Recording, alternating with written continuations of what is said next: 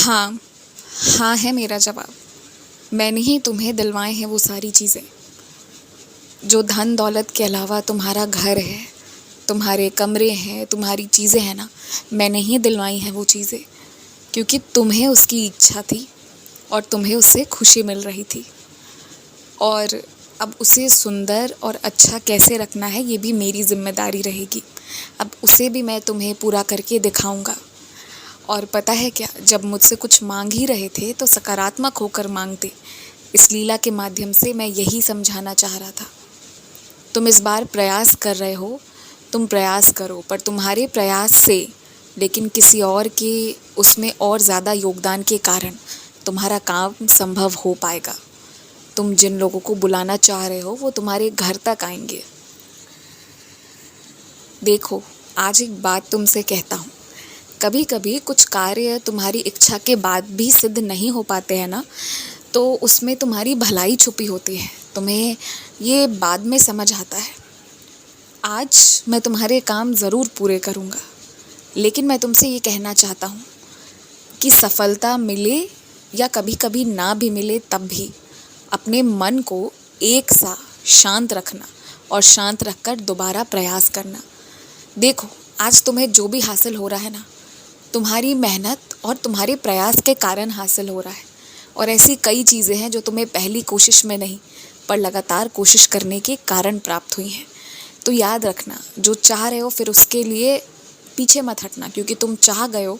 तुमने यदि किसी चीज़ पर हाथ रख दिया ना, यदि तुमने कह दिया कि बाबा ये मुझे दिला दो, तो फिर वो तो मैं तुम्हें दिलाऊंगा, चाहे तुम्हारी किस्मत के हिसाब से उसमें लिखा हो या ना लिखा हो। यहाँ तक कि तुम्हारे कर्मों के हिसाब से ना भी लिखा होगा ना, तो मैं आशीर्वाद के रूप में वो भेज दूंगा।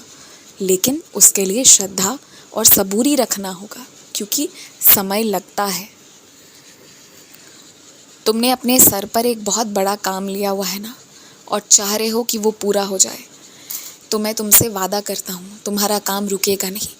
एक एक करके तुम्हें कभी इधर से कभी उधर से अलग अलग जगहों से मदद मिलती जाएगी और तुम उस कार्य को पूर्ण कर पाओगे। अभी तुम्हें पूरा काम असंभव इसलिए लग रहा है क्योंकि सच में ये बहुत बड़ा कार्य है, लेकिन तुम्हें मेहनत से और मेरे आशीर्वाद के कारण बाहर से बहुत मदद मिलेगी इस बार। तुम चिंता मत करो। और अगर कुछ छोटी मोटी चीज़ की इच्छा हो जाए ना, तो उसे फिर ले लेना चाहिए, इतना नहीं सोचना चाहिए। अगर तुम सबके लिए इतना कुछ कर सकते हो, तो तुम्हें जो लेने की इच्छा है वो तो तुम निश्चित कर सकते हो और करना भी चाहिए। तुम्हें ले लेना चाहिए जो तुम्हारी इच्छा है वो। और एक बात कहूँ तुमसे, यदि तुम्हें चाय की इतनी ज़रूरत पड़े तो तुम कभी कभी उसे ग्रहण कर लिया करो, लेकिन उसे ग्रहण करने के पहले मेरे पास लेकर आओ, मेरे पास चढ़ाओ। और तुम अगर ध्यान दे रहे हो तो पिछले कुछ दिनों से ना किसी रूप में या तो तुम मेरे प्रसाद को ग्रहण करते हो या फिर मेरी ऊदी को ग्रहण कर रहे हो। वो इसलिए क्योंकि इस बार मुझे तुम्हारे पूरे स्वास्थ्य की चिंता है और पूरे परिवार को ठीक करना है मुझे, इसलिए ये चीज़ें होनी शुरू हो गई हैं। और जो रास्ता, जो तरीका मैंने बताया है ना, एक बार तुम उसे अपनाओ तो जिस बीमारी के बारे में तुम दूसरों को बता नहीं पा रहे हो, ज़रूरत भी नहीं पड़ेगी, खुद ब खुद वो सब कुछ ठीक हो जाएगा।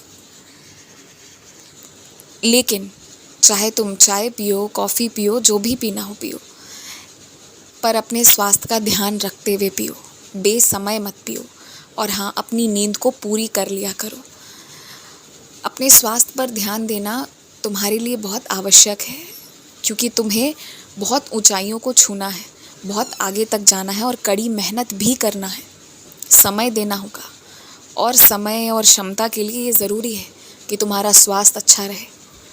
अब से तुम्हारे खाना के बीच में कभी रुकावटें नहीं आएंगी। बस तुम्हारे दरवाजे पर यदि कभी भी कोई भी खाना बाहर से आए ना, तो उसे कभी भी सीधे से ग्रहण मत करना। पहले उसे मेरे पास लेकर आना, मुझे खिलाना, उसके बाद ही तुम खाना। और फिर तुम याद रखो, यदि उसमें जहर भी रहा ना, तो वो भी तुम्हारे लिए अमृत बन जाएगी, इस बात का याद रखना। और जो लोग तुम्हें परेशान करने की कोशिश कर रहे हैं वो आश्चर्य में पड़ जाएंगे और डरेंगे भी, क्योंकि वो अब तक मेरी लीलाओं को ठीक से समझे नहीं हैं।